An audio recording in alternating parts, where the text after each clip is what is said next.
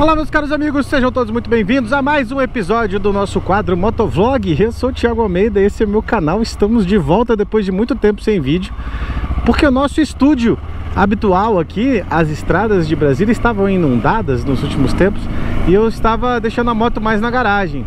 Eu peguei o carro da minha mãe emprestado, rodei bastante com o carro da minha mãe, porque minha esposa está grávida e o que eu puder fazer para mitigar o risco de sofrer um acidente agora nesse momento, eu vou fazê-lo. Então, por isso a gente ficou um tempo sem vídeo, peço desculpa aí pra vocês, também estava sem tempo, produzindo mais lá pro Diário do Atirador.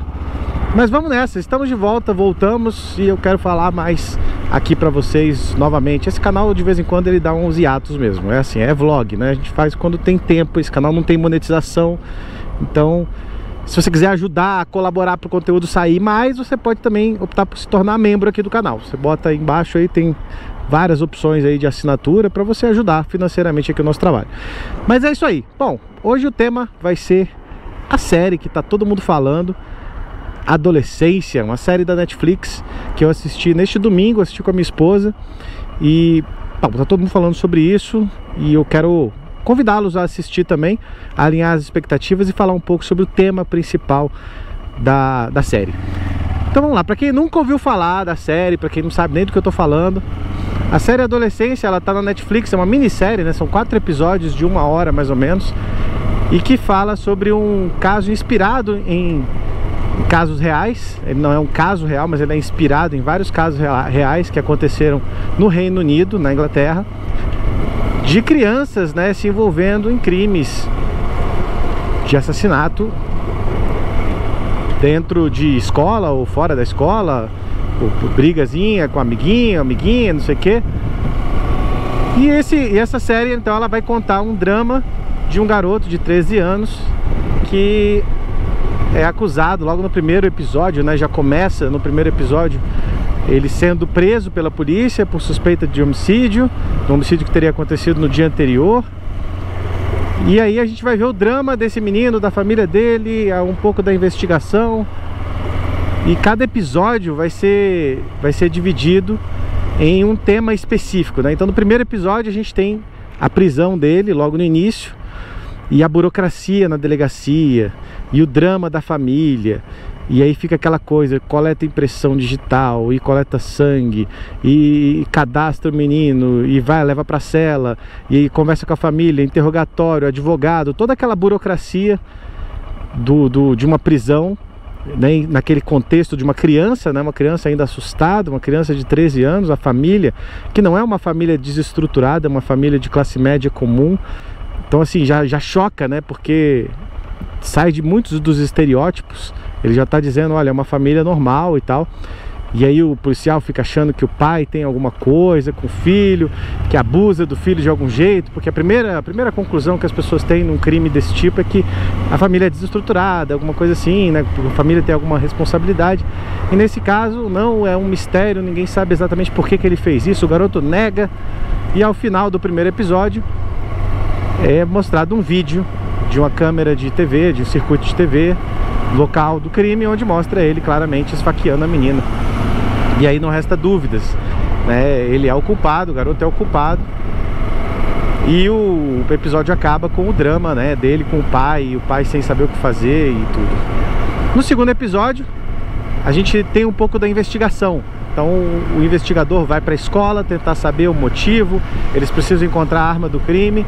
E aí entrevistam os alunos e a gente vê que a escola é um ambiente tóxico, é um ambiente insuportável de bullying, de professores que não estão nem aí pro trabalho deles, adolescentes que não respeitam o limite de nada, todo mundo com o celular na mão, xingando um ao outro, xingando o professor, xingando o diretor. Um retrato basicamente do que está acontecendo no Ocidente inteiro, dentro das escolas, ensino médio, ensino fundamental, tá tudo zoado, o sistema está completamente falido, colapsado.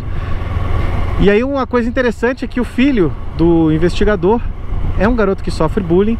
Então o investigador é um policial fortão, inteligente, bem relacionado, mas o filho é um filho introvertido, carente, frágil, que é atacado pelos outros alunos, ele sofre muito bullying. E ao final do episódio, né, depois que o detetive tentou investigar as pessoas e tudo, O filho dele chama ele para conversar e fala: ó, pai, você não tá entendendo nada, você tá pagando mico aqui e tal, vou te mostrar a conversa. E traduz a conversa no Instagram e apresenta pro pai dele o tal da Red Pill, que já foi tema de motovlog aqui do nosso canal. A Red Pill, a cultura masculinista na internet. Então esse garoto era considerado incel, um celibatário involuntário. Nós já falamos também sobre incel aqui nesse canal. E aí essa série então mostra que ela está fazendo uma analogia ali à cultura incel, a subcultura incel na internet, com esses crimes violentos que vem acontecendo no mundo afora. E antes da gente falar sobre isso, né, a série acaba, o episódio acaba com o pai chamando o filho para almoçar, porque ele percebe que está negligente na educação do filho. O filho está muito carente. Ele até revela para a colega dele de trabalho lá, a policial que trabalhava com ele, que fazia muito tempo que ele não conversava com o filho dele. O filho dele chamou ele para conversa num canto, numa sala, por 5 minutos, e ele disse que fazia semanas que eles não tinham uma conversa.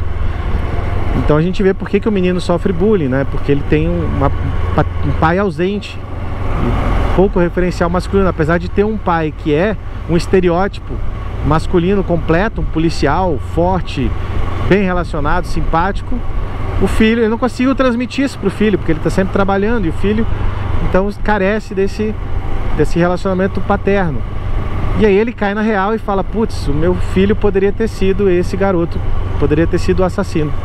Tá no mesmo caminho, tá consumindo o mesmo tipo de conteúdo na internet, tem os mesmos pensamentos, sofre bullying igual, etc, etc, etc. Então ele chama o filho para almoçar e o episódio acaba dando a entender de que ele vai tentar reconstruir a relação de paternidade que ele tem com o filho.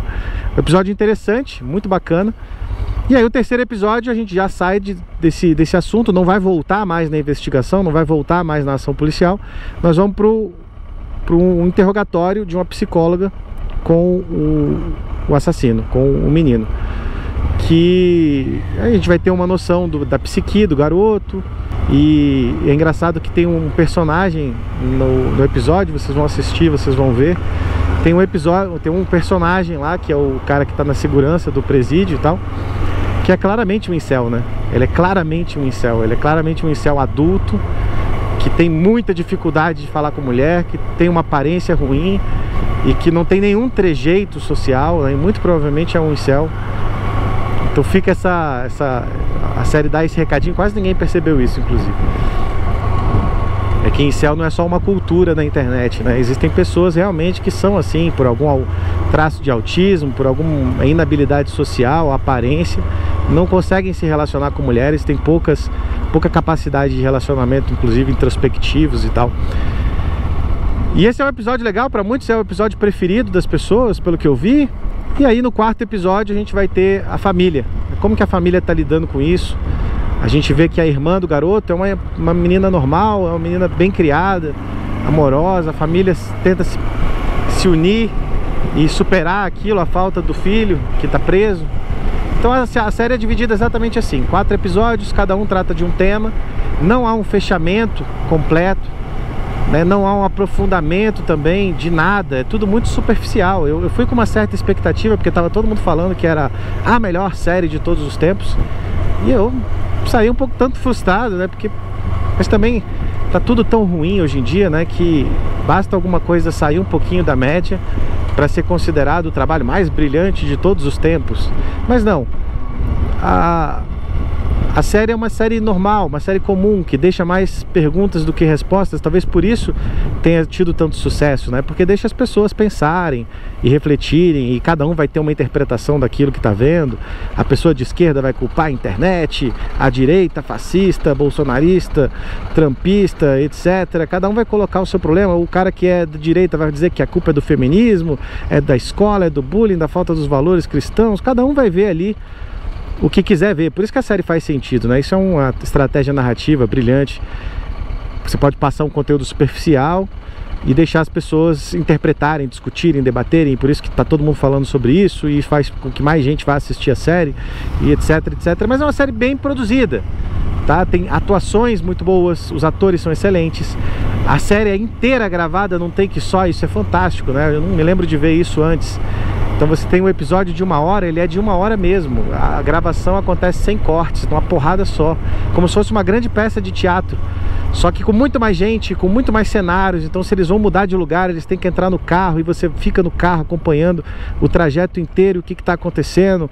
Isso é muito legal, isso é muito bacana. Eles devem ter tido um trabalho gigantesco para fazer aquilo, gravar várias vezes episódios inteiros, e a câmera vai passando pela parede, passa pela janela e sobe em drone, e é a mesma câmera, uma câmera Red, que foi usada uma câmera só para fazer todo o episódio. Cada episódio é feito de um take só, com uma câmera só, que caminha atrás dos personagens e vai dando essa sensação de que você tá lá assistindo de perto aquilo que está acontecendo. Por isso que é muito legal, isso deixa você bem preso. É uma das coisas que fez com que essa série chamasse tanta atenção do ponto de vista do cinema. Isso é muito legal.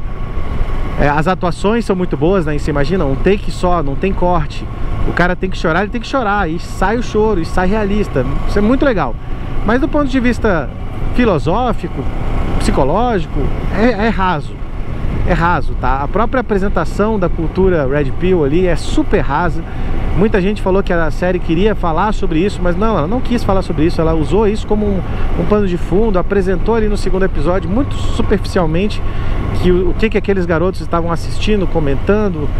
Aí ela faz mais uma referência no 4º episódio, como se existisse uma comunidade disso, e existe, tá? Agora vamos falar da verdadeira, do que tem de verdade por trás disso, né?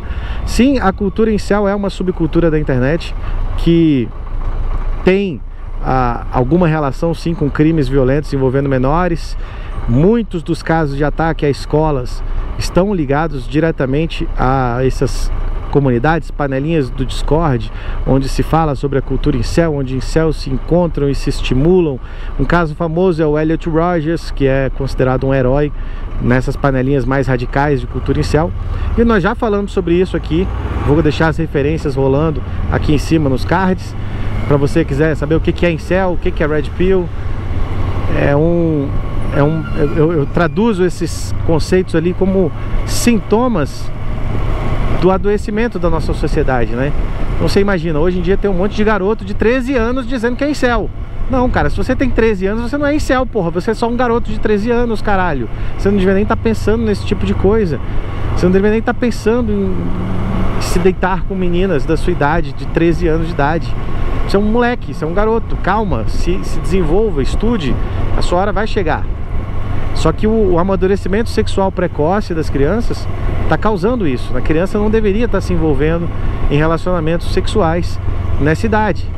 E com o advento da internet, as pessoas conseguindo se encontrar e se comunicar, essas pessoas excluídas, isoladas, que têm algum traço de autismo, que têm negligência parental, se encontram na internet, são acolhidas e são recrutadas por pessoas canalhas que estão ali infiltradas para realmente tentar provocar uma certa revolução na sociedade, uma revolução violenta na sociedade, usando esses garotos perdidos aí, esses garotos completamente abandonados emocionalmente, como soldados, como peões no tabuleiro de xadrez mórbido deles. Então isso é muito grave. Você que é pai, você tem que estar atento a isso, especialmente se você é pai de um garoto introvertido, um garoto tímido, com poucos amigos. Atenção total ao que ele está consumindo na internet. Primeiras coisas que os nossos pais diziam pra gente é: não converse com estranhos, não aceite coisa de estranhos. E aí você pega, dá um computador pro seu filho, ele fica trancado o dia inteiro no quarto. Fiquem atentos ao que seus filhos estão vendo. Não dê celular para uma criança e deixa pra lá. Ela é uma criança, tá cheia de merda na internet. Ela não tem cabeça ainda para processar aquilo, para pensar a respeito daquilo que ela está consumindo. Então é muito importante que os pais estejam atentos a isso.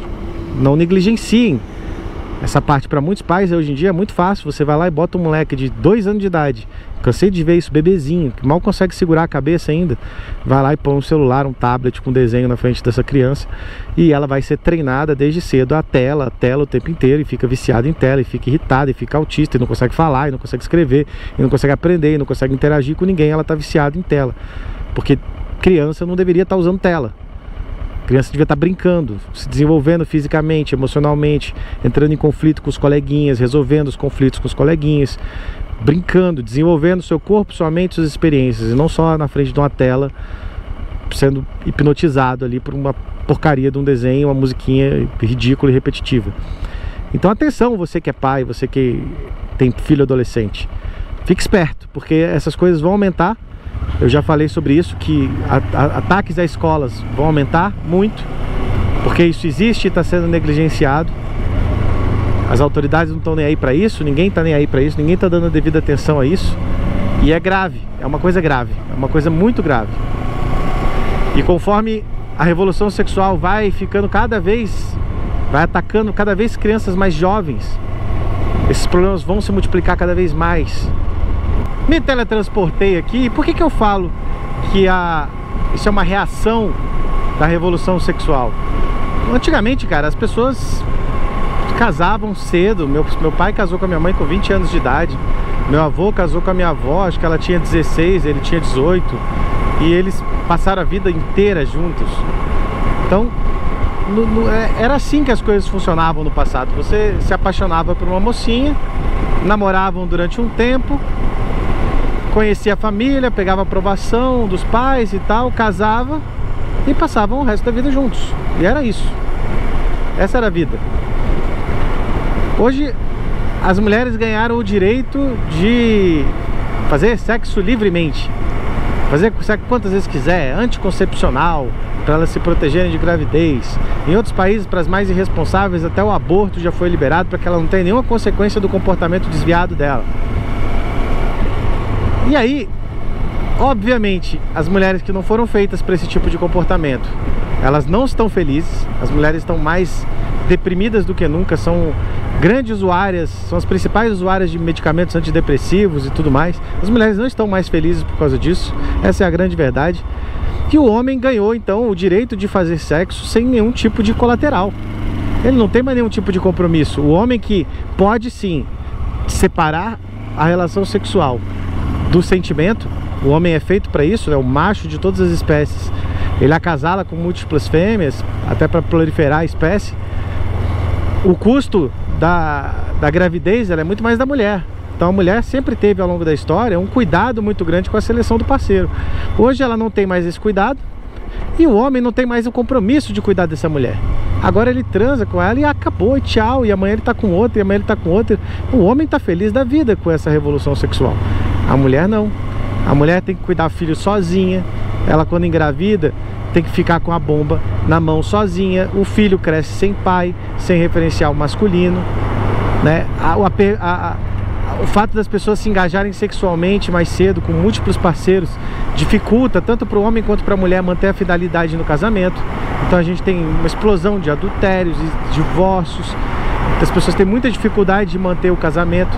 O casamento hoje em dia dura 2, 3 anos, é o suficiente para ter um filho, 2 filhos e tchau. Acabou o casamento e o filho vai crescer sem pai, vai crescer sem mãe. Fica aquela disputa entre o pai e a mãe para ver quem dá mais atenção para o filho, quem dá mais... E essa atenção é traduzida em forma de presente, porque o nosso dinheiro está sendo desvalorizado pelo Estado, pela quantidade de impostos que só aumenta a inflação. Todo mundo tem que trabalhar em 2, 3, 4 empregos diferentes. Pai e filho, pai e mãe tem que trabalhar. O filho fica sozinho com um babá, com creche, na escola pública, em período integral, com um monte de gente que não está nem aí para a criança. Isso é um caldeirão de ingredientes ruins que não tem como dar certo. É óbvio que vai dar problema. E essas crianças estão cada vez mais abandonadas, cada vez mais negligenciadas, sendo educadas pelo celular e pelos professores que estão nem aí para a educação dessas crianças. E aí ele começa a ver na internet um homem que se propõe a ensinar a ser homem. E aí você vai ver que tipo de homem ele é. Ele não tem nenhum valor virtuoso de um homem. Ele não é pai de família, não tem nem filho. É um moleque também de seus 19 anos que lê um livro, Rational Male, e acha que descobriu a verdade da vida. E ele passa então a mentorar jovens mais novos que ele no caminho para a masculinidade verdadeira. E o moleque que não tem pai, coitado, o moleque que não tem nenhum referencial masculino na vida, vai abraçar isso aí, porque ele está desesperado por um referencial masculino. Ele está desesperado por isso, por um homem que o ensine a ser homem. Esse sempre foi o papel do pai, né, na criação de um garoto. E se esse garoto, eu não tô dizendo que todo o conteúdo masculinista na internet é tóxico a esse ponto, de transformar pessoas comuns, jovens introvertidos, em assassinos. Mas se ele cair no lugar errado, se ele cair na panelinha errada, e detalhe, esse conteúdo não está no YouTube, no Instagram, esse conteúdo não está na internet surface. Esse conteúdo está lá no Discord, está em chance de joguinho, está num lugar muito mais difícil dos pais conseguirem pegar. Fórumzinhos de discussão de games, onde está infiltrado de psicopata, esses são mais difíceis dos pais pegarem. Então atenção você que é pai, atenção você que tem filho adolescente, especialmente se você tem filho introspectivo, com poucos amigos, atenção você. Fique esperto com o seu filho, fique esperto com os amigos, com as companhias. Na série, né, esse garoto ele se desvia por ter dois amiguinhos esquisitinhos também, que assistiam as mesmas coisas que ele, fizeram um clubinho ali onde um incentivava o outro a ser rebelde e tudo mais. E numa dessas ele cometeu um crime irreversível. E a gente faz muita merda quando é adolescente, então é importantíssimo estar em cima dos filhos adolescentes o tempo todo, como nossos pais faziam. Porque basta uma companhia, basta uma tarde, basta um momento para o garoto estragar a vida dele para sempre. E a menina também. E a menina também. Então é isso aí, esse foi o debate de hoje. Espero que vocês tenham gostado da nossa reflexão. Estamos de volta aqui com o canal. Vamos ver quanto tempo vai demorar para sair mais um vídeo. Deixem like, compartilhem, comentem se você assistiu a série, se não assistiu, se vai assistir, o que você achou. E aí ajuda a compartilhar para aumentar o engajamento do vídeo. Forte abraço a todos, eu sou o Thiago Almeida e até a próxima. Fui!